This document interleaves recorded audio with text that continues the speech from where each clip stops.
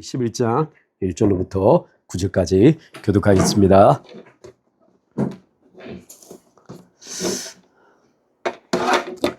제가 먼저 읽겠습니다.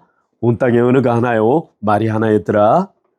이에 그들이 동방으로 옮기다가 시날 평지를 만나 거기 거류하며 서로 말하되 자 벽돌을 만들어 견고히 굽자 하고 이에 벽돌로 돌을 대신하고 역청으로 진흙을 대신하고 또 말하되 자 성읍과 탑을 건설하여 그 탑을 꼭대기를 하늘에 닿게 하여 우리 이름을 내고 온 지면에 흩어짐을 면하자 하였더니 여호와께서 사람들이 건설하는 그 성읍과 탑을 보시려고 내려오셨더라.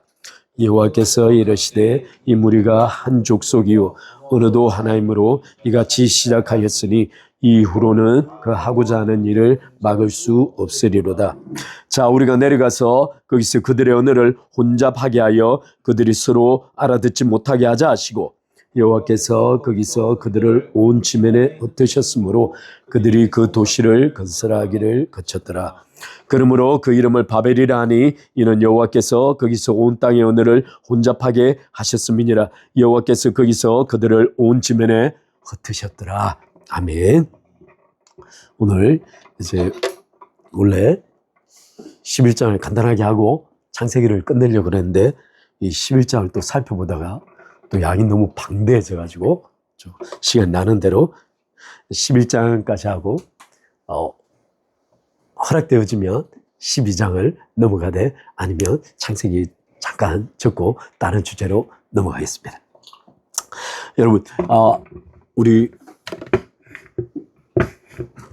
보통 19세기, 20세기 보통 이제 18세기도 조금 했지만 19세기 산업혁명이 거친 이후로 식민지 활동이 막 벌어지면서 그때 대단위로 벌어졌던 일이 있어요. 두 가지 일이 벌어졌는데 하나는 폭발적인 선교가 이루어졌습니다. 또 하나는 소위 폭발적인 고고학적 발견이 이루어졌어요. 그 중에 1850년대 이제 고고학적 발견이 하나 이루어졌는데 그곳이 어디냐면 니느웨였어요. 니느웨 아시죠? 요나가 니느웨에서 하나님의 말씀을 전해서 회심하죠. 그때가 약 BC 약 750년경으로 추정됩니다. 그 당시에 니느웨가 복음을 전하고 바로 그 750년 직전에 약 BC 약 760몇 년에 대홍역이 발생한 거예요. 니느웨 엄청난 사람이 죽었어요. BC 약 760년경에 어떤 일이 또 발생했냐면 그 당시 일식이 벌어진 거예요. 그 당시 이제 달이 해를 가리는 일이 벌어진 거죠. 고대 사람들은 달이 해를 가리게 되면 소위 왕의 문제가 있거나 제국에 재앙이 초래된다고 봤어요. 그 시기와 맞물리면서 하나님께서 니느웨에 요나를 보내신 거예요. 요나를 보내서 복음을 전파케 하는데 요나가 거절하죠. 이유가 뭐죠? 아수르는 그 당시 북쪽 이스라엘에게 치명적인 제국이었어요. 또 하나 아수르는 소위 잔혹하기가 상상을 초월했습니다. 상상을 초월했어요. 그러니까 소위 폭력에 의한 제국화를 꿈꿨대. 거기다가 소위 아수르가 쳐들어가면 이 한 도시에서 귀족이나 사람들을 끌어다가 다른 도시에 심었어. 그러니까 완전히 이쪽에 있는 사람이 이쪽 옮겨 싣고 이런 일을 한 거예요. 그러니까 BC 720년에 사네립이 와서 북쪽을 완전히 썰어버린 거죠. BC 722년경에. 그러니까 북이스라엘이 멸망하면서 그쪽에 수만 명이 옮겨갔어요. 근데 아수르가 그것만 한 게 아니고 저 바벨론 지역에서 점령한 곳에서 또 백성을 갖다 여기다 심은 거예요. 그러니까 이 왜 예수님 때 사마리아를 소위 사람을 취급하지 않았냐면 너무 뒤섞였기 때문에. 자, 그런 일이 있고 난 뒤에 약 100년이 지난 뒤에 약 BC 650년경에 이제 그 아수르 왕이었는데 아슈르바니판이라는 사람이 들었었습니다. 이 제국이 어느 정도 안정화되니까 제국 내 도서관을 만든 거예요. 제국 내 도서관. 특별히 그 고대 이집트하고 알렉산더가 이집트를 쳐들어갔을 때 알렉산드리아라는 도시를 만들면서 상상을 초월하는 도시를 그 소위 도서관을 만들었습니다. 그래서 그때 예수님 당시에 절대적인 지식들은 이집트 중심으로 이루어지고 있었어요. 그런데 BC 650년경에 이 아수르의 아슈르바니팔이라는 왕이 자주간 제국 내에 점토판이라는 점토판을 다 모아서 도서관을 만든 그 점토판 숫자가 어느 정도면 3만 개 정도. 3만 개 정도. 그 당시에는 글자를 읽을 수 있는 사람들도 별로 없었죠. 거기다가 이제 그 안에 있어 발견된 게 갈가메시 사시 잘 알죠? 갈가메시 약 BC 3000년 얘기인데 추정이 돼요. 이제 오히려 그보다 2대 1이라고 추정이 되는데 어찌됐든 갈가메시 사시 그 글자 보셨나요? 점토판에 글자가 이렇게 빗금처럼 착착착착착착착 이렇게 져 있어요. 그러니까 이걸 분석을 못하네요. 어찌됐든 갈가메시 사시뿐만 아니라 그 당시에 수메르 문명이 가지고 있던 서사시를 비롯해서 여러 문서들이 그 안에 보관되어 있어요.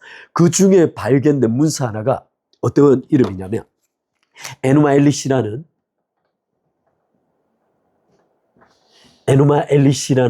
점토판이 발견됐는데 7개짜리 점토판이에요.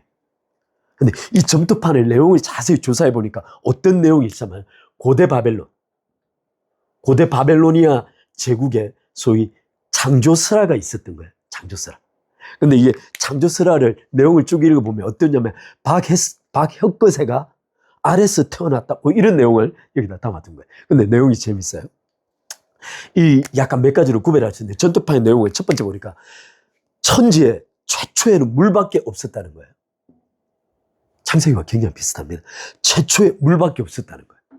근데 이 물 속에 신이 생긴 거예요. 신이 생기고 두 신이 생겼는데 하나는 강의 신, 하나는 바다 신이에요. 그게 이제 압수라는 신과 이게 소위 이 티아마트라는 신이 생긴 거예요. 그 뒤로 신이 쫙 생긴 거예요. 그러니까 최초에 물이 있고 신이 생겼어요. 그 뒤에 2차로 신이 생겼는데 소위 젊은 영신이 생긴 거예요. 영신들이 막 생긴 거예요. 그 영신 중에 한 명이 누구냐면 재미없나요? 영신, 젊은 신 중에 한 명이 마르둑이에요. 그래, 마르둑이, 이 젊은 신들하고 올드 신들하고 전쟁이 벌어진 거예요. 그래, 결국 이 마르둑이 승리를 해요. 마르둑이 승리하자 누구를 죽이냐면 이 티아마트라는 이 소위 바다의 신을 죽인 거예요. 이 자주 고대에 이렇게 바다에 관한 여러 가지 관념들은 성경과 굉장히 유사점이 있었어. 바다의 신을 죽였는데 나중에 이 티아마트라는 바다 신의 시체를 딱 쪼갰어요. 그리고는 그 시체를 가지고 위로는 하늘을 만들고 시체 하나로는 아래 땅을 만든 거예요. 그래서 하늘과 땅을 나눈 거예요. 또 네 번째는 어떤 일이 있냐면 캉구라는 왜 이름이 이런지 모르겠는데 캉구라는 올드 신이 있어요. 올드 신을 죽여가지고 그 피를 쭉 뽑아가지고 누구를 만들었냐면 인간을 만들었어요. 이 소위 에누마 엘리시 그 바빌로니아 창조신에 의하면 이 인간을 왜 만들었냐면 신을 위한 노예로 만든 거예요. 신을 위한 노예. 따라서 이 이야기를 가만히 바라보면 우리나라가 고대 나라 생길 때 신하들처럼 마치 그런 이야기를 따르고 있어요. 근데 이제부터 이야기가 뭐냐면 이제 젊은 신들과 여러 신들이 마르둑이 최고의 신이 됐으니까 마르둑을 위하여 바벨론을 건축하는 거예요. 신들이 바벨론을 만듭니다. 그래서 바벨론 내에는 자기들이 가지고 있는 정체성의 뿌리가 신들이 바벨론을 만들었다는 거예요. 그래서 이 바벨론은 마르둑이라는 신에게 바쳐진 도시예요. 그런데 이 도시 속에 소위 신전을 짓는다. 마르둑을 위한 신전을 짓는다. 그게 뭐냐면 에사길라예요. 에사길라라는 거대한 신전을 짓습니다. 바로 그 신전 옆에 제단을 만드는데 어떤 제단을 만드냐면 이게 바로 지구라트예요. 지구라트. 최초의 지구라트를 만들었다는 기록이 바로 여기에 나오는 거예요. 따라서 오늘 대홍수 창세기 11장에 기록되어진 탑을 만들었다는 사건이 이 창조설화의 기초가 되었을 거라고 추정되는 거예요. 근데 이 지구라트를 일컬어서 두 가지 용도로 정의했어요. 첫 번째, 지난번에 한번 이야기했죠? 첫 번째 뭐? 신이 내려오는 계단이에요. 그래서 이 지구라트는 지난번에 알다시피 이렇게 계단이 형성되어 있어요. 물론 중간에 계단이 있지만 이렇게 계단 형식으로 되어 있어요. 소위 고대에는 제가 좀 이따 설명드릴게요. 어찌됐든 신이 내려오는 계단, 또 하나는 하늘에 닿는 탑이라는 뜻을 가지고 있어요. 이 신화 그대로 오늘 창세기 11장이 그대로 기록하고 있는 거예요. 오늘 창세기 11장을 좀 차례대로 한번 쳐다볼게요.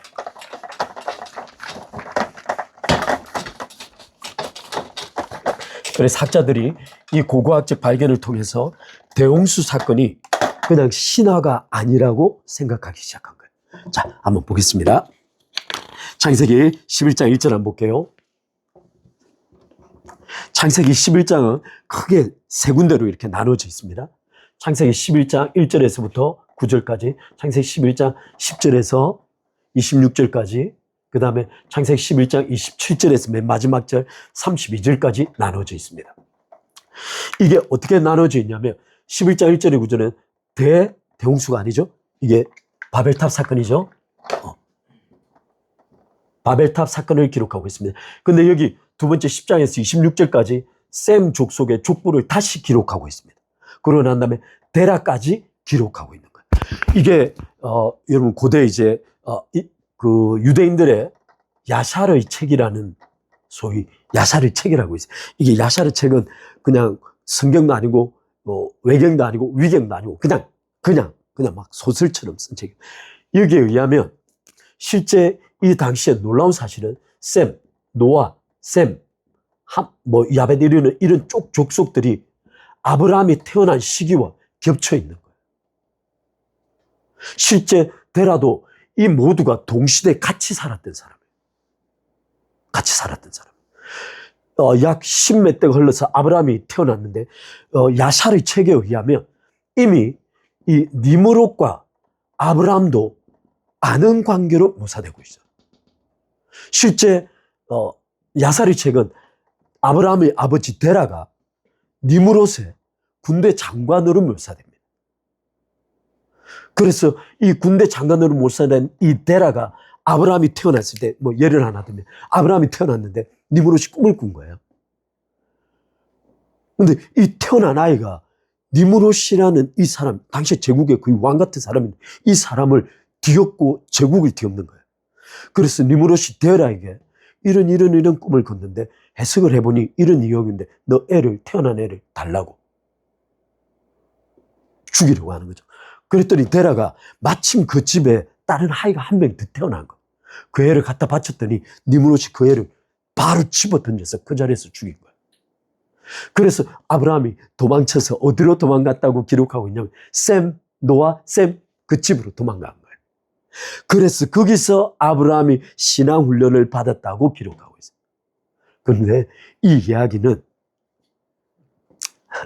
갈라디아서와 신학에 의해서 반박이 됩니다. 이건 사실이 아닌 것으로. 그리고 자주 여기 야사리 책이 보여주고 있는 하나의 특징은 이 아브라함이 살았던 시기에 이들과 동시에 살고 있었다는 거예요. 그래서 어떤 면에서 영향을 주고받지 않을 수 없는 상황이었다는 거예요. 심지어 니므롯 자체도 이미 데라와 아브라함과 알고 있을 만큼 밀접한 관계가 있는 것으로 기록하고 있다는 사실이에요. 어쨌든 그런 것들은 좀 염두에 둘 만하다는 거죠. 근데 여기 이제 맨 27장에 이 데라 이후로 아브라함이 롯과 움직이기 직전 상황을 이렇게 구별해서 그리고 있어요. 나중에 좀 이따가 창세기 10장의 족보에 관한 이야기도 좀 쳐다보겠습니다. 우리 가장 먼저 볼까? 10장 1절 말씀입니다. 10장 1절에 가면 어떻게 기록하죠? 언어가 하나, 말이 하나이겠더라. 여기 언어와 말이 있는데 이 언어라는 단어가 제가 좀 사파르라는 이 단어인데 이 사파르가 어떤 단어냐면 립이라는 뜻이에요. 립. 그래서 립인데 이게 립에서 엣지라는 단어, 경계선이라는 단어가 나오는 거예요. 따라서 이 사파르가 가지고 있는 핵심 의미는 무엇이냐면 소리입니다. 소리. 그래서 야 하면 야, 빵. 아까 우리 밥 먹었죠? 달걀 후라이. 이 소리와 관련돼. 근데 뒤에 나온 단어 말이라는 이 단어도 역시 이 다바르라는 단어인데 이 다바르가 성경 전체에서 약 1000몇백 번이 나오는 단어예요. 근데 놀라운 사실은 이 다바르라는 단어가 크게 두 가지 의미로 집중적으로 번역이 됐습니다. 히브리어 단어가. 이 원래 이 다바르는 말하다는 단어인데 이 첫 번째 단어가 뭐냐면 스피치라는 단어예요. 스피치. 이것도 역시 말이죠. 말. 근데 놀랍게 물건을 뜻할 때 물건. 사물 뜻할 때 다바르를 써요. 왜 그럴까요? 그래서 굉장히 좋다.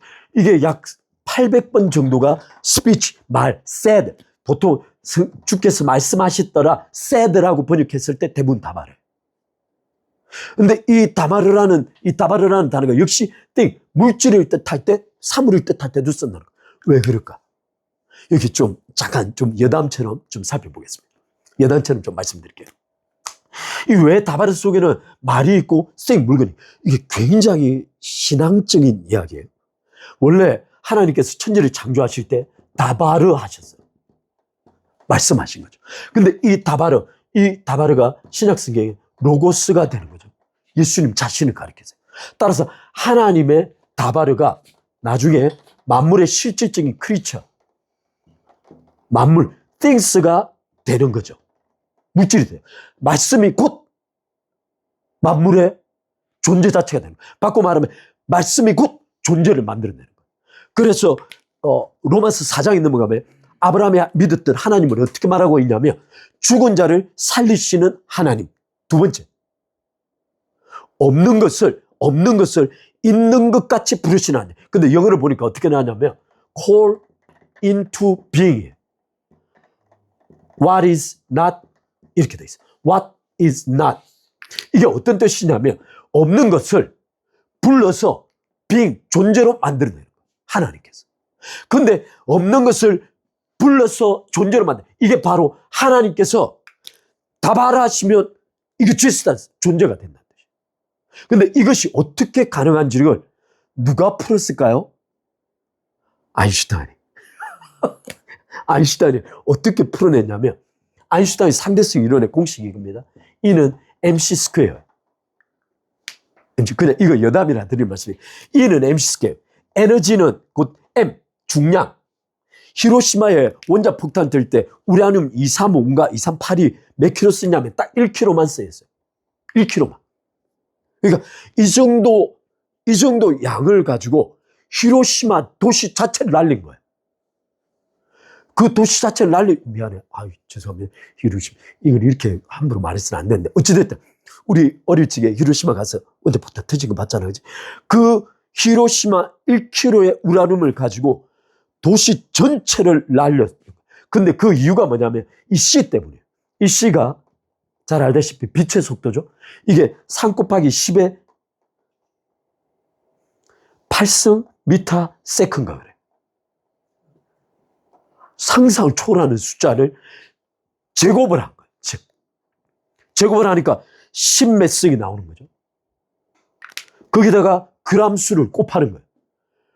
폭발력이 상상을 초월하는 거예요. 그래서 핵융합과 핵발전은 작은 바닷물을, 지금 핵융합은 바닷물을 가지고 한다고 그러는데 작은 그람 수를 가지고 폭발적인 에너지를 만들어내는 거예요.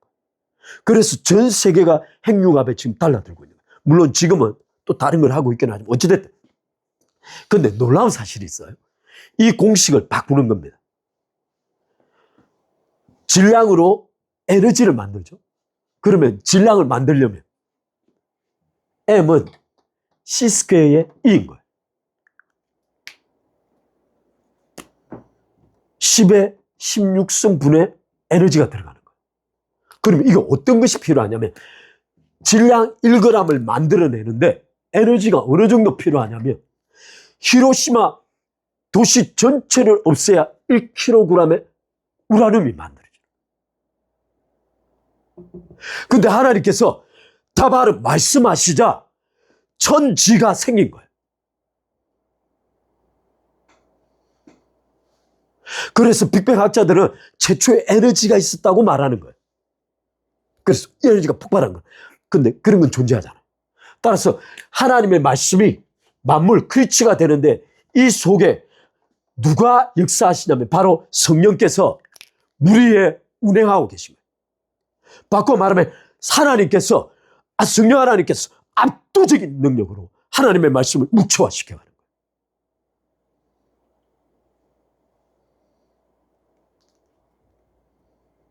따라서 이게 하나님께서 생각하고 계신 언어적 개념이에요. 언어적 개념. 그래서 그리스도인의 말은 그런 의미를 갖는다는 거예요. 한번 생각해 보세요. 우리가 여러분 이제 소위 귀신의 존재에 대해서 여러 가지 이론들이 많아요. 지난번에 에녹스를 봤죠. 에녹스는 귀신이 어디서 생겼다고? 귀신, 디몬스가 어디서 생겼다고? 네피림이 죽어가지고 그 시체들이 디몬스가 됐단 말이에요. 왜 그렇게 묘사를 하냐면 디몬스, 악령, 악귀, 귀신들이 가지고 있는 압도적인 힘 때문이에요. 힘. 한번 고등학교 때 한번 그걸 봤는데 상상을 줘요. 여자애가. 근데 그 이유는 또 다른 이론이 있어요. 최초 창조, 또 다른 창조가 있었다고 말하면서 뭐 그쪽이 어찌됐든 그 압도적인 파워를 가지고 있다. 근데 우리는 그것을 어떻게 제어한다? 오직 예수 그리스도의 이름으로. 그리고 그거 말로. 하나님께서 모세에게 그 광야를 다니면서 물을 낼 때 첫 번째는 지팡이로 두들겼다. 두 번째 명령한 게 뭐죠? 말로만. 근데 모세가 그걸 어긴 거예요. 어찌됐든 따바르라는 이 말이 그런 의미가 가지고 있다는 거예요.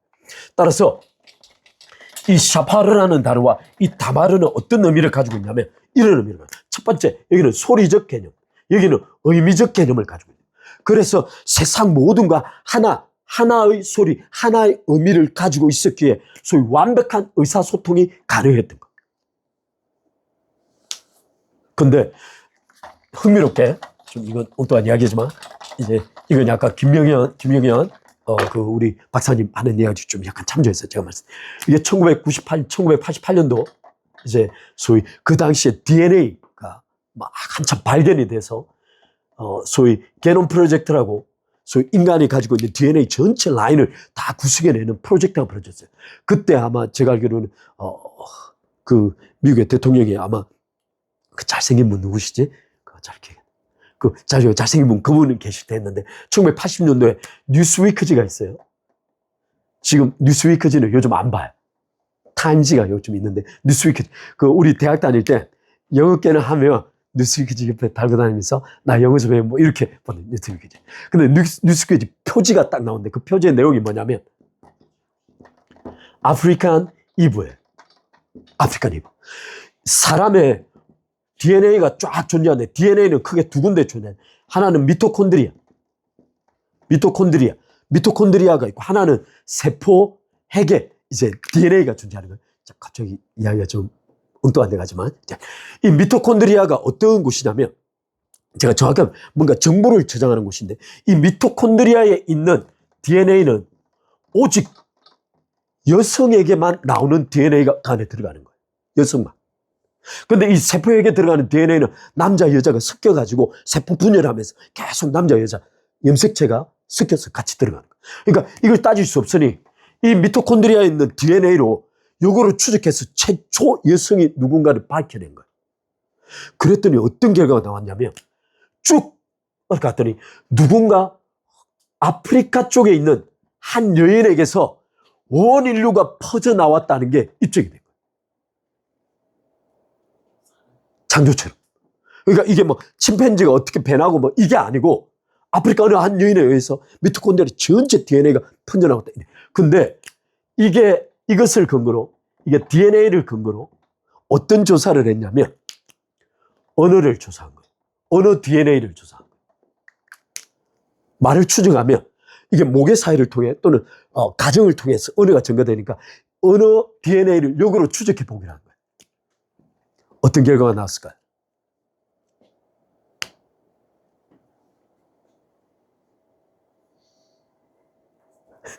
지금 우리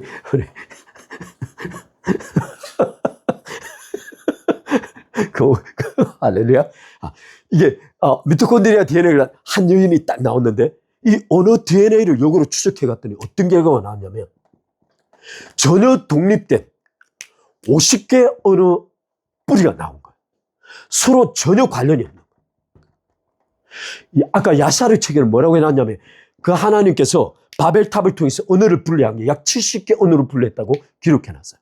근데 놀랍게 언어를 추적해 가보니 약 50개 정도 전혀 독립된 언어 뿌리가 존재하더라.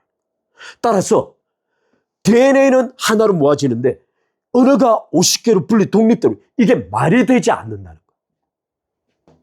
그 뒤에 학자들이 지속적으로 논문을 발표했어요. 근데 논문을 발표하면 발표할수록 이게 입증이 되니까 어느 한순간 더 이상 언어에 관련된 논문을 금지시킨 거예요. 왜냐하면 진화론적 개념에 맞지 않으니까. 아, 우리는 이렇게 돼 있다라고 생각하면 될 것 같아요. 자. 엉뚱한 이야기 하니까. 자, 우리 2절 한번 보겠습니다. 2절.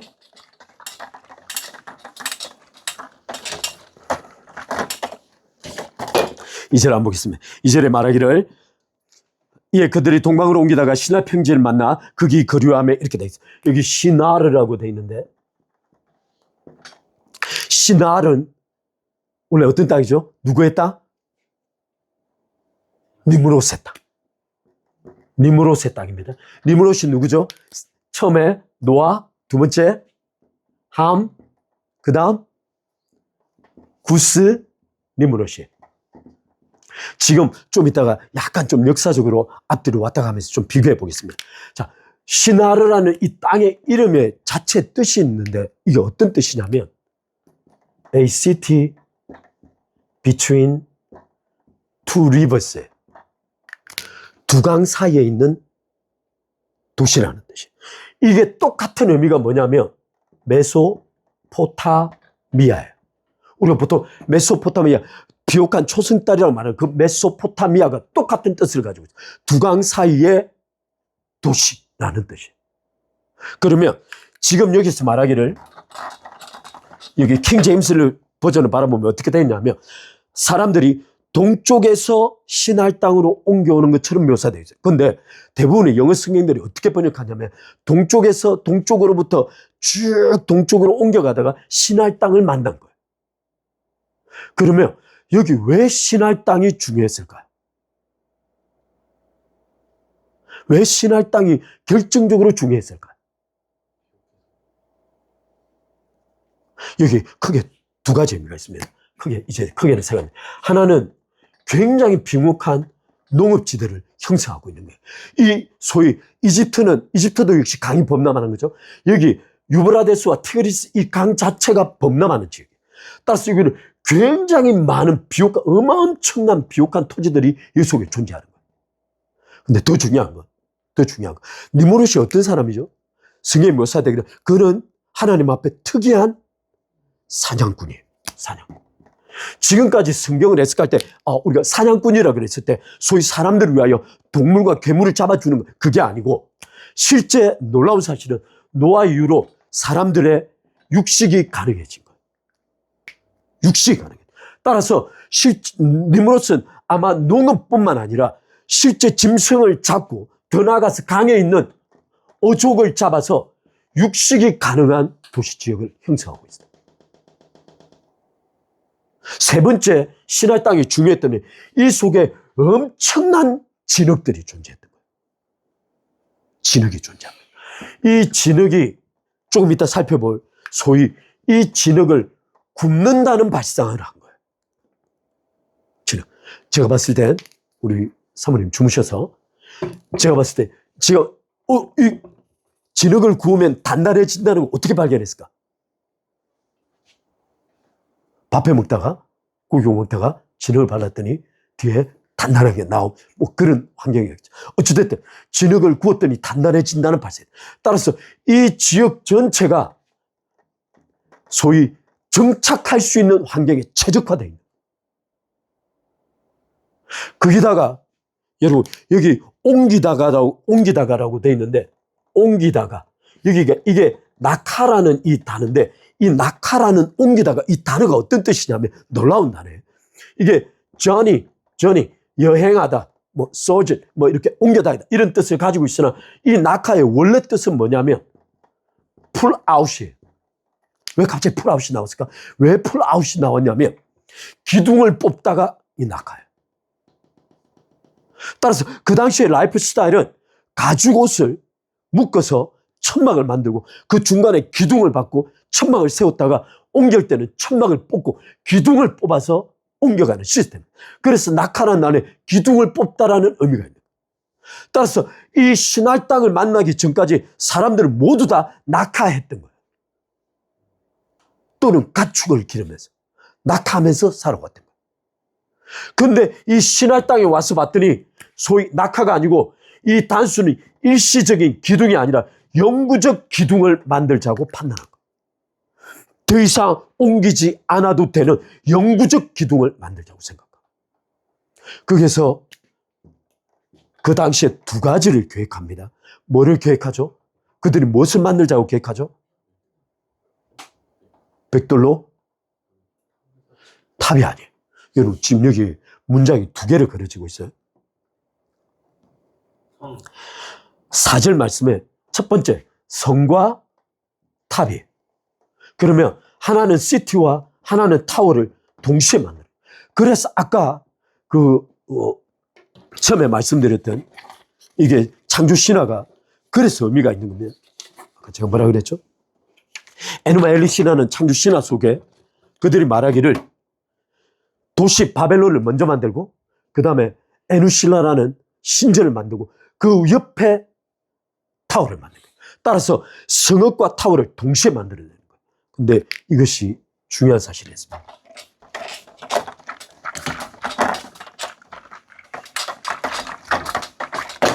가인은 뭘 만들었죠?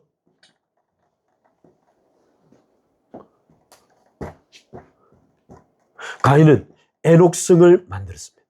이 에녹성을 만든 목적이 뭐죠? 하나님의 눈을 피하는 것.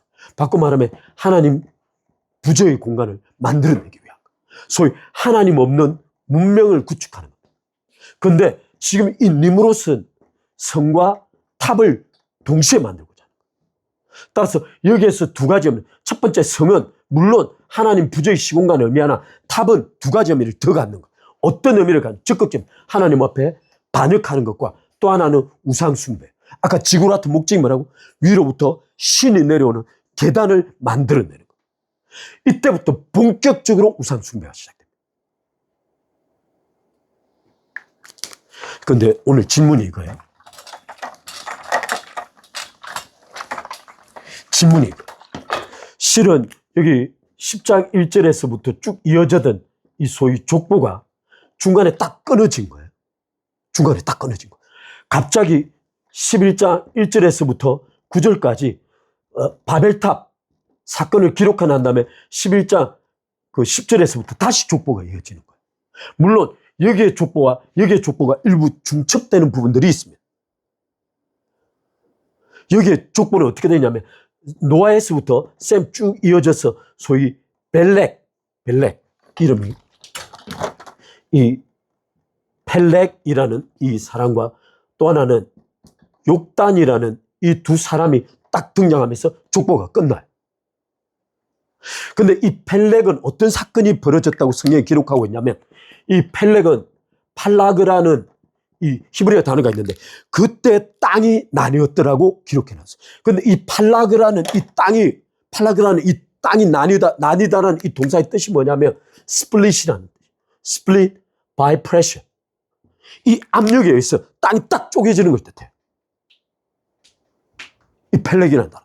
그래서 이 팔라그라는 이 단어에서 펠렉이라는 이름, 펠렉이라는 히브리어 그 펠렉이라는 사람의 이름의 뜻이 뭐냐면 디비전이에요. 나눔, 분리 이런 뜻을 가지고 있어요. 근데 성경이 펠렉의 이 시대에 땅이 쭉 갈라져서 나뉘었다 이렇게 기록하고 있는 거예요. 실제 지질학자들은 우리가 5대양 6대주로 나뉘어 사건을 아주 그대로 보고 있으나 실제 성경적으로 바라보면 바로 이 시대에 땅이 갈라져서 5대양 6대주로 나눴을 걸로 추정하는 거예요. 그러면 여기 놀라운 사실이 있어요. 이 펠레그라는 욕단의 이야기가 딱 끝나자 바벨탑 사건이 뛰어들어온 거예요. 그러고 난 다음에 셈에서부터 다시 쭉 데라까지 이어져요. 중간에 펠렉과 욕단이 들어와서 나온 다음에 바로 데라까지 이어지는 족보가 나오는 거죠. 그러면 이 바벨탑 사건은 벨레그와 욕단이 태어나서 자손을 낳기 시작할 때쯤에 바벨탑 사건이 벌어졌을 걸로 추정이 되는 거예요. 따라서 이 팔라그라는 땅이 쭉 갈라지는 이 사건과 언어가 분리되는 사건이 동시에 벌어지고 있다는 거예요. 그러면 여기 중요한 것이 있습니다. 제가 계속 바벨탑 사건을 보면서 하나님께서는 왜 대홍수 사건 이전에 이 족보를 기록하시다 중간에 바벨탑 사건을 삽입하셨을까? 왜 이 사건이 그토록 중요한가? 이 사건이 그토록 중요하다는 것을 어떻게 성경은 말해주고 있는가? 이게 바로 여기 구절이 있어요. 11장 5절 한번 볼게요. 11장 5절 보면 11장 5절 11장 5절 제가 읽겠습니다. 여호와께서 사람들이 건설하는, 여기 사람들이라고 했지만 여기 실제로는 옛날 성경에는 인생들이라고 써놨어요. 인생들. 사람들이라고 번역해놨으나 여기는 인생들이라고 해놨어요. 근데 인생들을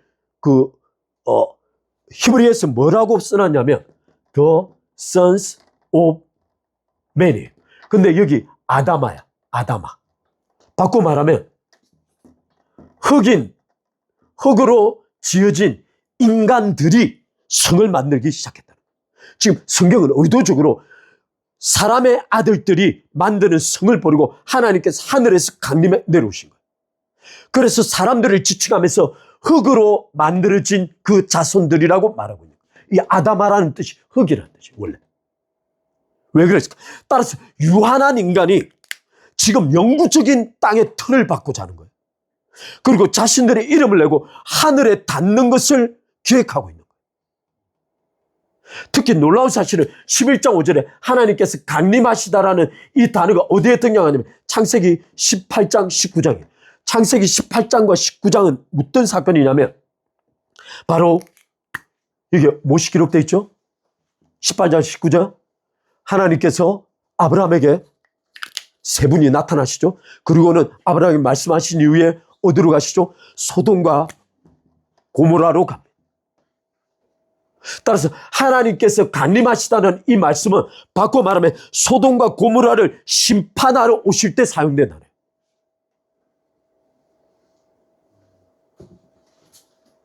따라서 하나님께서는 당신께서 특별히 심판하고 반드시 정리돼야 될 문제를 말씀하실 때 강림에 내려오시는 거예요.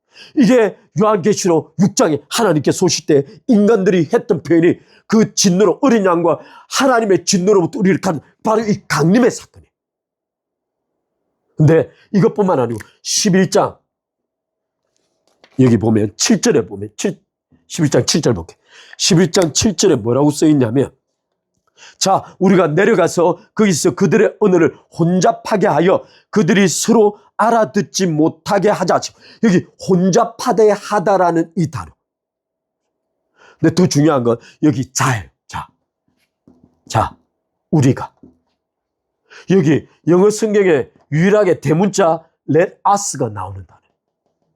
이 let us는 어디에 등장하는 단어죠? 우리가 뭐 하자 이 단어가 어디에 등장하죠?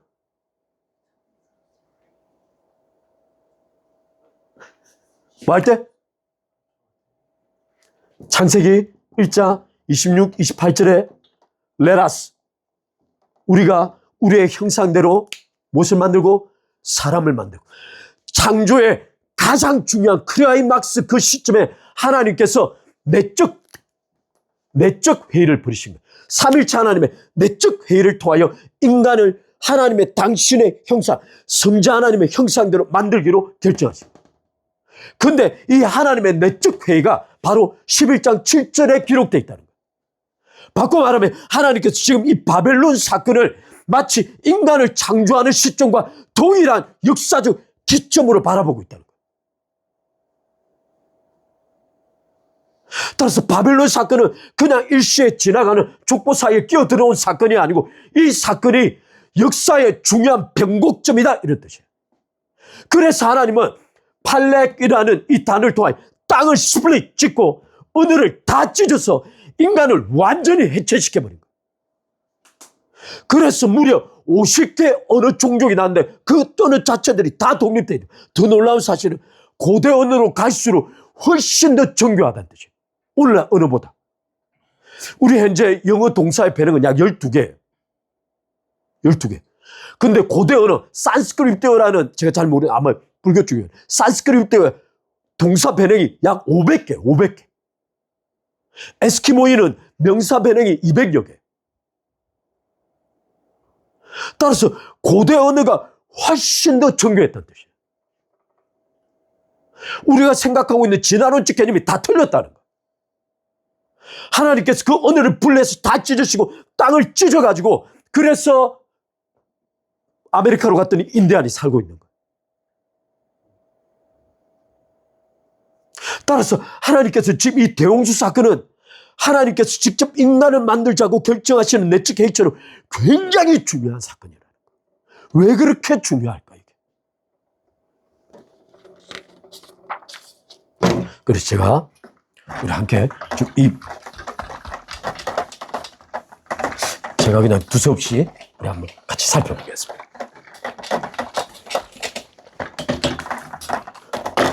자, 오늘 왜 중요한 일을 이해하시겠죠? 자, 오늘 한번 여기 하나님께서 let us 하신 거예요. 하나님께서 let us, 우리가 내려가서 보자. 근데 여기 4절에 보면, 3절, 4절과 보면 또 어떻게 반복되어 있냐면, 3절과 4절에 인생들이 흙으로 만들어진 흙의 자손들이 let us 하고 있는 거예요. 3절, 4절은 인생들의 let us를 말하고 있어요. 7절 말씀 속에 하나님께서 let us, 삼일체 하나님의 let us를 말하고 있어요.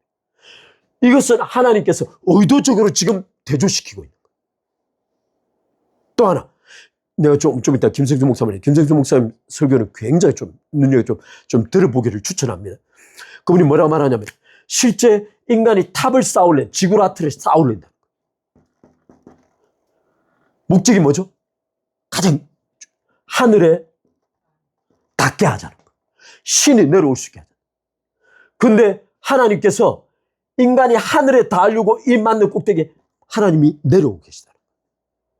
인간은 닿을 수가 없어요. 인간은 그런 존재가 아니에요. 그럴 수 없는 존재.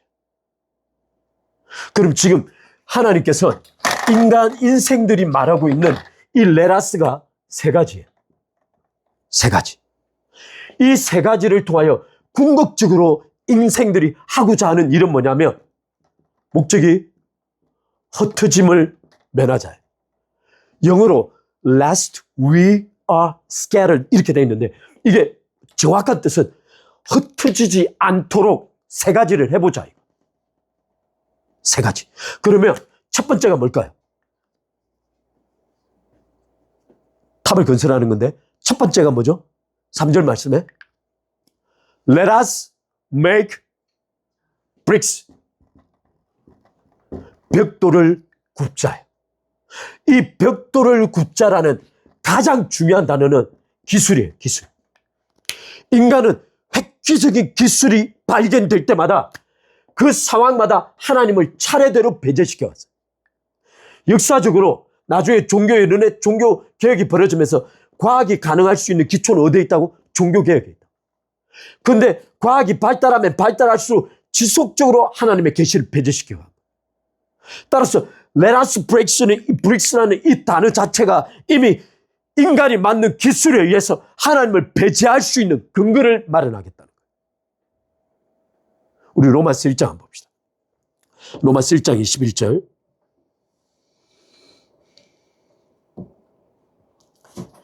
솔직히는 좀 제가 그냥 말씀드리지만, 제가 신앙적으로 빈약해서 정말 하나님께서 말씀하고 싶은 걸 말하지 못하는 것 같아서 너무너무 미안해.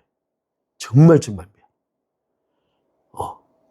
이게 제가 계속 기도하고 있고, 내가 돌아가신 우리 김성수 목사님 이야기 들으면서 정말 인상지고 참 존경스럽고 감동받는 건, 하나님을 위하여 목숨을 건다는 건 저런 거구나 싶은 생각이 듭니다.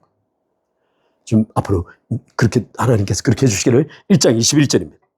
1장 21절은 이런 어떤 내용을 다루는, 로마서 1장 21절이에요. 지금 이러면 좀 내용이 길어지지만 함께 좀 보도록 하겠습니다. 로마서 로마서 1장 18절로 맨 마지막 32절까지 인간의 소위 이방인, 일반 인간의 타락을 보여주는 거예요. 전적 타락을. 근데 이 속에 크게 세 종류의 exchanges가 있어요. exchange가 뭐죠? 바꾸는 거야. 인간이 자기의 생각대로 바꾸치게 하는 거야. 그 바꾸치게 하는 첫 번째가 뭐냐면 하나님을 우상으로 바꾸치게 하는 거야. 근데 이 바울이 하나님을 우상으로 바꾸치게 하는 걸 두 번 묘사해놨어. 하나님을 우상으로 바꾸치게 하다, 하나님의 진리를 거짓으로 바꾸치게 하다. 그래서 하나님을 우상으로, 버러지와 인간의 형상, 피조물의 형상으로 하나님의 영광을 바꾸치게 하는 게 첫 번째 익스체인지예요. 타락한 인간. 두 번째 익스체인지는 뭐냐면 바로 동성애예요. 동성애. 왜 동성애를 익스체인지의 핵심 중에 하나로 끌어왔냐면 소위 바울은 여기서 순리와 영리를 말하고 있어요. 이 순리라는 단어의 뜻이 무엇이냐면 본성이라는 뜻이에요. nature. 가지고 있는 inborn nature. 하나님께서 인간 안에 심어놓으신 nature를 인간이 직접 버려버린다는 뜻이에요. 그 핵심적 하나님께서 인간을 창조하시면서 넣어둔 본성 nature를 버려버리고 역으로 거역하여 타락한 의도대로 행하는 것을 바로 동성애가 지금 증거라고 본 거예요. 세 번째, 맨 마지막 구절에 세 번째 뭐냐면 도덕의 교환이에요. 도덕적 교환은 뭐죠? 선을 악으로, 악을 선으로 바꿔버리는 거예요. 놀라운 사실은 이 세 가지 모두 다 1장 18절에 그리고 19절에 20절에 뭐라면 하나님의 보이지 않는 그 신성과 능력과 영광들이 모든 피조물들을 통하여 확인하게 드러난다는 거예요. 근데 그 말하기를 no excuse. 누구도 변명할 수 없다는, 신의 존재를 변명할 수 없다는 거예요, 인간은. 제 말 이해하시죠? 따라서 이 신의 존재를 변명할 수 없는데 이 세 가지를 행했던 근본적 이유가 무엇이냐? 오늘 21절에 나와요. 21절에 뭐라면 그들이 하나님을 알되 하나님을 영화롭게 하지 않냐면 감사하지도 않고 바꿔 말하면 하나님을 인정하기 싫다는 거예요. 이건 하나님을 인정할 수 없어 뭐 이 개념이 아니고 하나님 그냥 인정하기 싫어요 이런 뜻이에요. 좀 이따 그 밑에 내려가면 어떤 단어까지 사용하고 있냐면 24절 보면 그들이 28절에 보면 그들이 마음에 하나님 두기를 싫어하다. 이 마음에 두기를 싫어하다는 이 단어가 뭐냐면 이게 소위 은을 가져왔는데 은을 막 검사해가지고 그 순도를 체크하는 거예요. 그랬더니 순도가 불량이야. 아웃. 이게 싫어하다. 바꿔 말하면 하나님을 마음에 두는 것을 그냥 감정적으로 버리는 게 아니에요. 하나님 마음에 두는 것을 마치 저 어리석은 바보 멍청이 그러니까 하나님을 인정하지 이렇게 바라본다는 거예요. 바꾸면 하나님을 인정하는 것이 불합리적이고 비이성적이며 그래서 그것을 받아들이는 자는 어리석어 학계에 존재할 수 없는 자라고 보는 거예요. 그래서 거의 모든 자연학 학계 속에는 하나님을 인정하는 아웃이에요.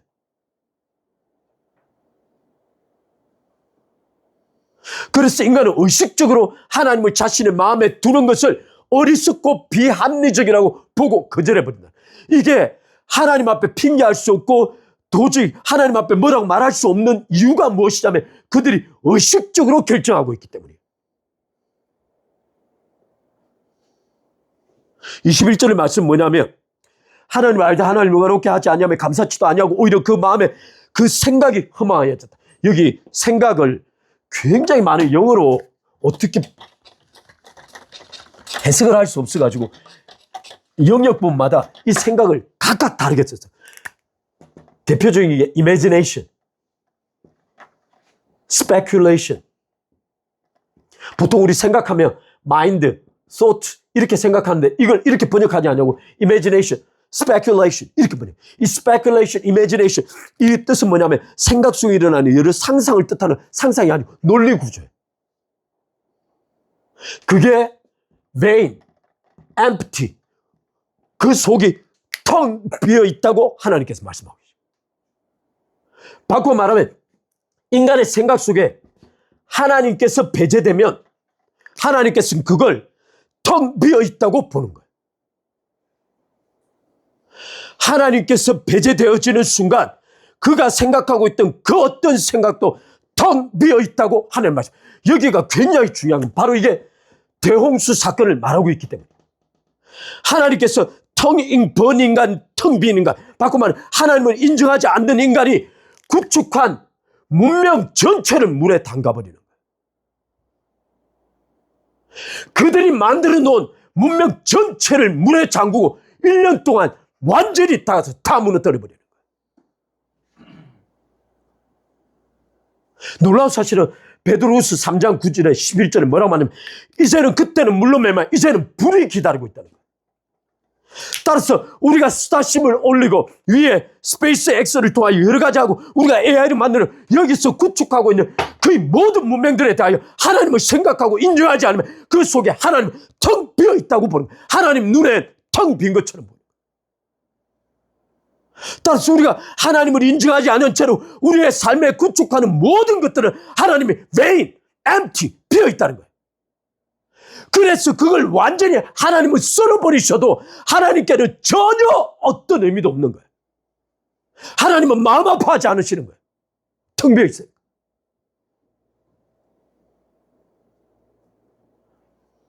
따라서 하나님을 인정하지 않은 채 공간에 세워진 그 모든 것들은 불에 준비되어 있는 거예요.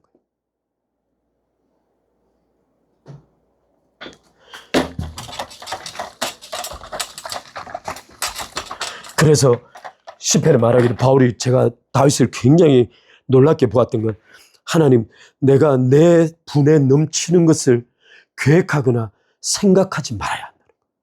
이게 바로 야망이에요.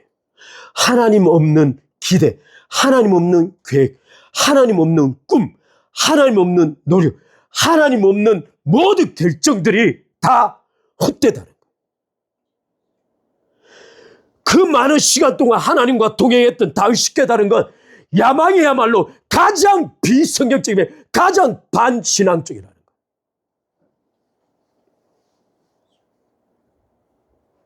제가 오늘 다 할 수 있을지 모르겠지만 오늘 좀 이걸 좀 이야기하고 가겠습니다. 오늘 첫 번째 말하고 마치더라도 마치겠습니다. 제가 굉장히 좋아하는 분이 있습니다. 제가 신대원 다닐 때 두 사람 마음에 꽂혔던 첫 번째는 프란시스 셰퍼예요. 프란시스. 그거는 상상을 초월하는 철학적 영향을 미쳤기 때문에 프란시스. 두 번째는 자크 헬룰이에요. 이 자크 헬룰이라는 분이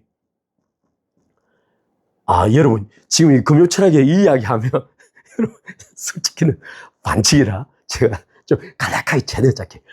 이 자크 헬룰은 프랑스 사람이에요. 제가 한번 이야기했나 보네. 이 프랑스 사람인데 이분은 법학자예요. 법박사, 철학자예요.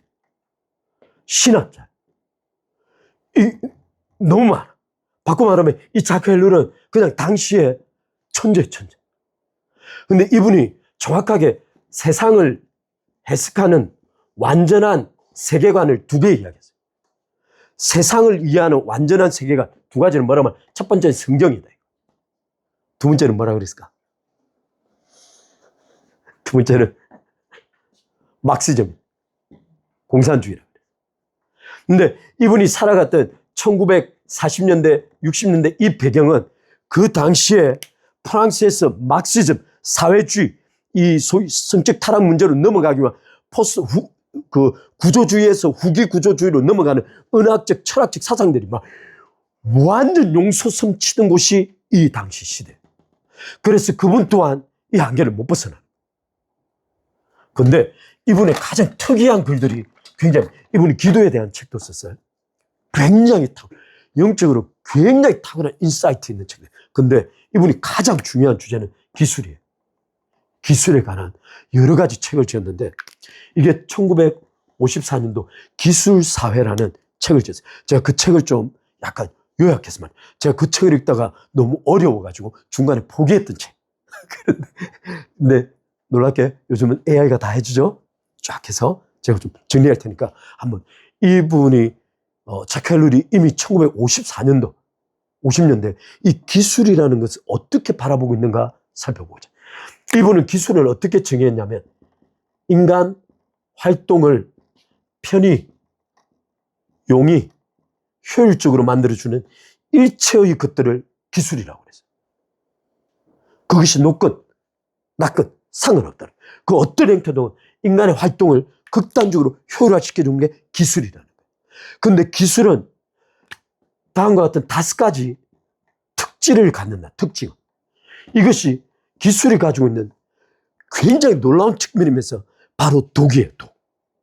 어떤 측면을 가지고 있는? 첫 번째, 기술은 극단적 효율성을 추구한다.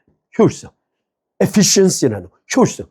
바꿔 말하면 이건 수량, 능력 또는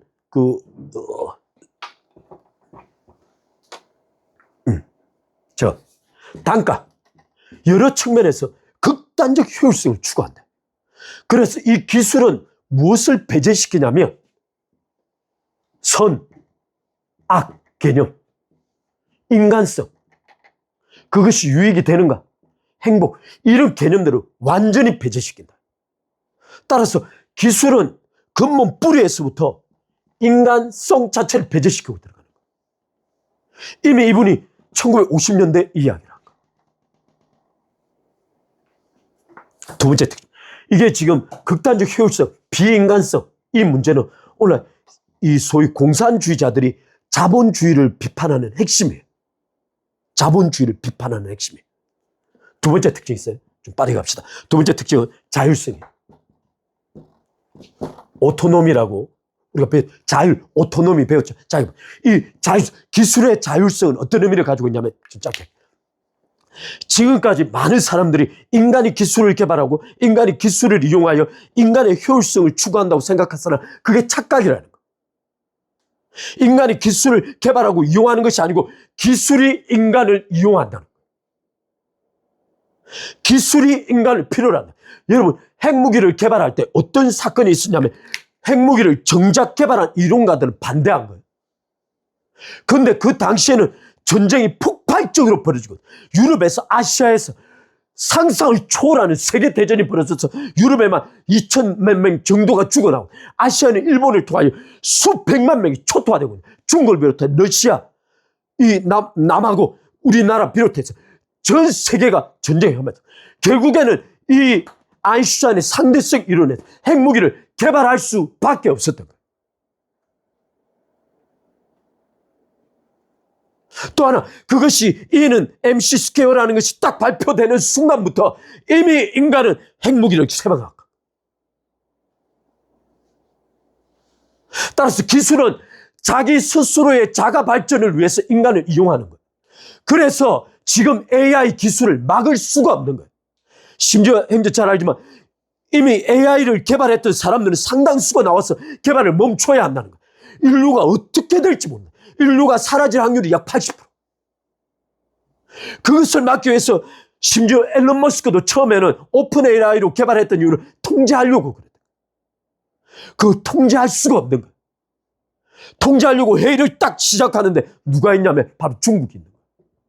중국이 AI 발표하자마자 전 군사와 인간, 소위 국민을 통제하는데 AI를 사용하기 시작한 거예요. 중국 AI가 급속도로 발전해 가니까 트럼프가 들어선 거예요. 결국 통제되지 않는 공산 사회에서 AI를 개발해서 AI를 통해서 세계를 지면 세계는 끝이에요. 따라서 통제되지 않는 누군가 때문에 결국엔 통제되지 않는 기술을 끝까지 개발할 수밖에 없는 것이 바로 이 기술의 문제예요. 기술은 인간을 이용하는 게, 인간이 기술을 이용하는 게 아니고. 그래서 지난번에 유명한 영국 수학자 존 레녹스 이야기했죠. 이분이 뭐라 그랬냐면, 다니엘서 강의를 하면, 하나님께서 그리스도께서 끊임없이 우리 성도들에게 깨어있으라고 요구한다는 거예요. 깨어있으라. 근데 왜 성도들이 이 종말의 시간 속에 깨어있을 수 없는가? 그건 바로 기술 때문이다. 그리스도인의 집중도가 붕어의 9초보다 낮은 8초에 지나지 않는 건 이미 악마와 적 그리스도는 자기의 할 일을 다 하고 있다는 거예요. 우리는 이미 그들이 원하는 대로 우리의 라이프 스타일이 조정돼 가고 있다는 거예요. 이것이 세 번째 말하는 거예요. 확장성이에요. 기술은 폭발적 확장성을 가지고 한 가지가 편리하다고 시작되는 순간 핸드폰이 이렇게 될 줄 몰랐던 거예요. 미국의 한 그 AT&T인가 그 회사가 핸드폰이 이렇게 될 줄 몰랐던 거예요. 그래서 모여가지고 회의를 했어. 핸드폰의 미래가 어떻게 될지. 거기서 말하기를 몇 년 가다가 끝날 거예요 라고 이야기하고 투자를 안 한 거예요. 그 회사 죽어비싸. 따라서 기술은 한번 편의가 확정되어지면 폭발적인 확장성을 가지고 지배력을 갖는다. 또 하나, 네 번째는 기술은 자가 정식한다는 거예요. 이 자가 정식이라는 말도 굉장히 중요한데, 이 기술은 여러분 제가 지난번에 그 팔란티어가 가지고 있는 온톨로지 개념을 이야기 들었죠. 제가 이해를 할 수 없었던 게 온톨로지 하나의 개념을 구축하기 위해서 사용되어지는 소위 기술들이 있어요. 그 명칭이 약 100여 개가 넘어요. 바꿔 말하면 온톨로지 하나의 개념을 구축하기 위해서 라지 랭귀지라는 그 AI 시스템뿐만 아니라 이것을 어떻게 활용하고 적용해서 분석하고 파악할 것인가에 들어가는 이 세부적인 기술이 100여 가지가 넘는 거예요. 바꿔 말하면 하나가 등장하며 그 하나가 요구되는 다른 기술을 개발하기 위하여 폭발적으로 문어발처럼 늘어난다. 통제가 불가능하게. 이미 통제가 불가능한 상황. 마지막 다섯 번째.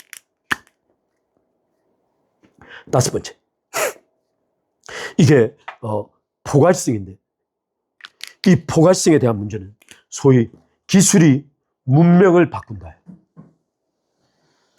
기술이 문명을 바꾼다.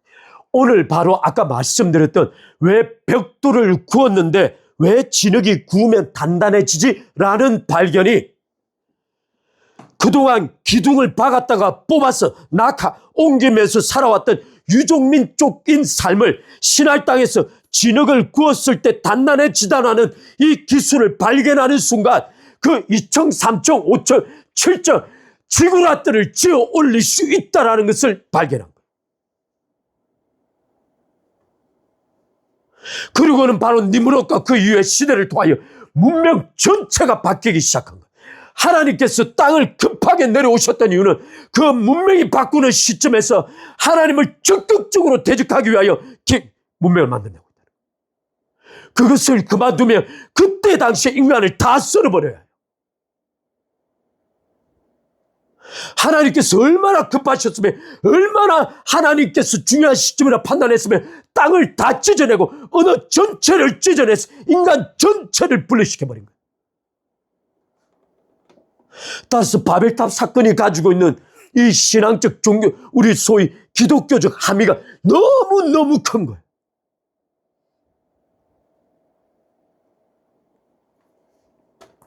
우리 히브리서 11장 한번 읽고 갑시다.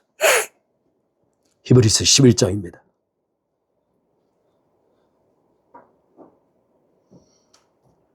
(11장) 8절 10절 8절로 10절입니다.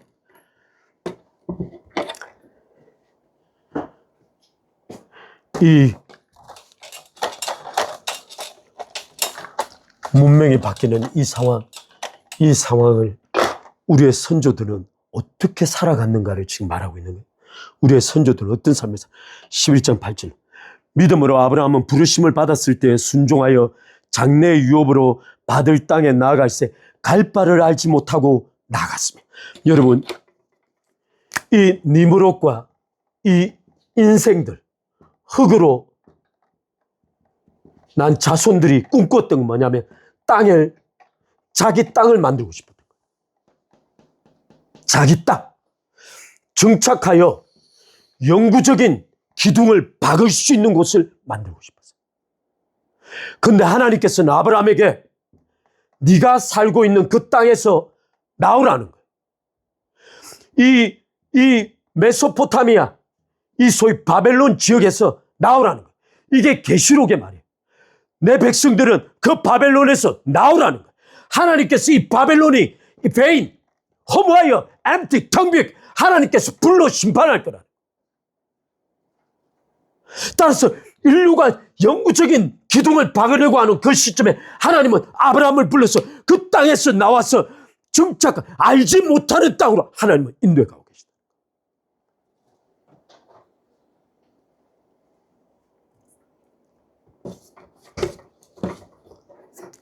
따라서 우리의 삶은 정확하게 낙하, 기둥을 뽑고 옮기고 기둥을 뽑고 옮겨. 왜? 하나님께서 인도하시는 대로 가기 위하여.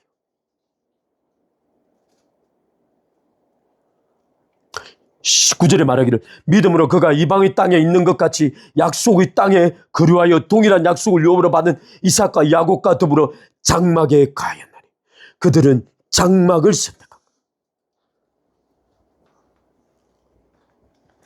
그들은 약속의 땅에 있음에서 하나님께서 이미 약속의 땅으로 인정하여 드렸음에도 불구하고 그들은 여전히 장막에 기둥을 뽑아서 옮기는 삶을 살아가고 있는 11절 말씀, 10절 말씀 이렇게 말해요.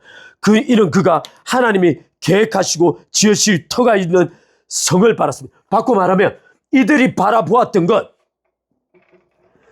가나안 땅에서 자신의 유업이 아니라 하나님께서 건설하시고 설계하신 그 성이 있다는 걸 보았다는 거예요. 아브라함은 하나님께서 직접 설계 아키텍처 하시고 빌드, 건설에 올리신 성이 있는 걸 보았다는 거예요.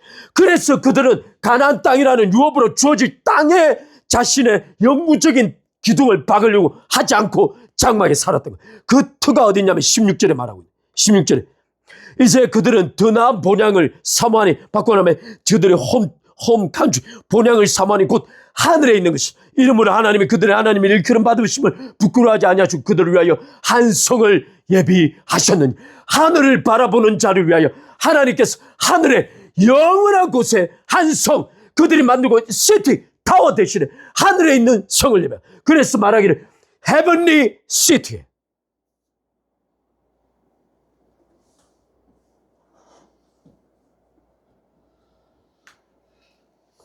따라서 바벨론 사건이 가지고 있는 함의는 너무너무 큰 거예요.